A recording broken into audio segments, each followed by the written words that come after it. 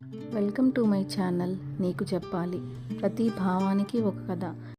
ఇవాల్టి కథ పట్నం అబ్బాయి పల్లెటూరి అమ్మాయి ఎపిసోడ్ 10. Episode 9 recap. పండుగ వేదికపై ప్రేమ కథ కాదు, ఊరి మార్పు మొదలైంది.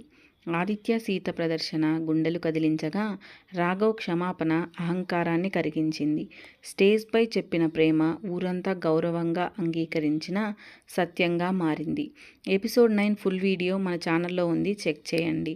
ఎపిసోడ్ 10. ఈ కథ మొదలైంది వర్షంలో, ముగుస్తుంది వెలుగులో. కానీ ప్రేమ మధ్యలో జీవించింది. ఆదిత్య తన ఇంటి ముందు నిలబడి చూస్తున్నాడు. ఈ ఊరు తన జీవితంలో ఒక పేజీ కాదు, పుస్తకం.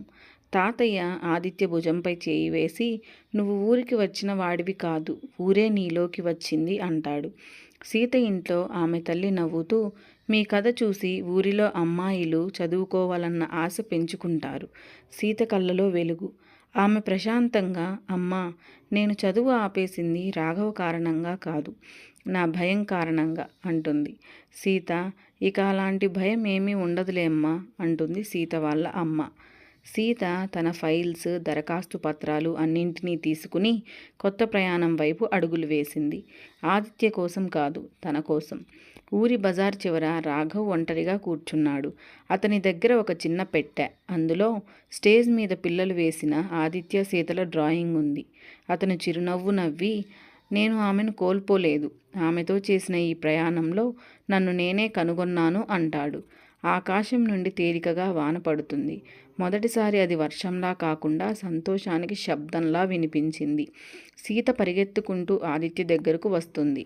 తడిగా ఉన్న తన చుట్టూ నవ్వుతూ, అడ్మిషన్ అయింది ఆదిత్య అంటుంది. ఆదిత్య సంతోషించి, కంగ్రాచ్యులేషన్స్ సీత అని చెప్తాడు. ఈ ప్రయాణంలో నువ్వు నాకు తోడుగా ఉంటావా ఆదిత్య అంటుంది సీత. నీ ప్రతి అడుగులోనూ నీ తోడు నీడనై ఉంటాను సీత అంటాడు. ఆదిత్య, ఐ లవ్ యూ అంటుంది సీత. ఆదిత్య కూడా I love you two Sita అంటాడు. ఆ వర్షంలోనే వారిద్దరూ ఊరందరి ముందు హగ్ చేసుకుంటారు. ఎక్కడో ఒక పిల్లాడు అరుస్తున్నాడు, అక్క, ఇదంతా కథలాగే ఉంది అని. అందరూ నవ్వుతారు. The end. Thank you for watching. Hope you like this series. పట్నం అబ్బాయి పల్లెటూరి అమ్మాయి.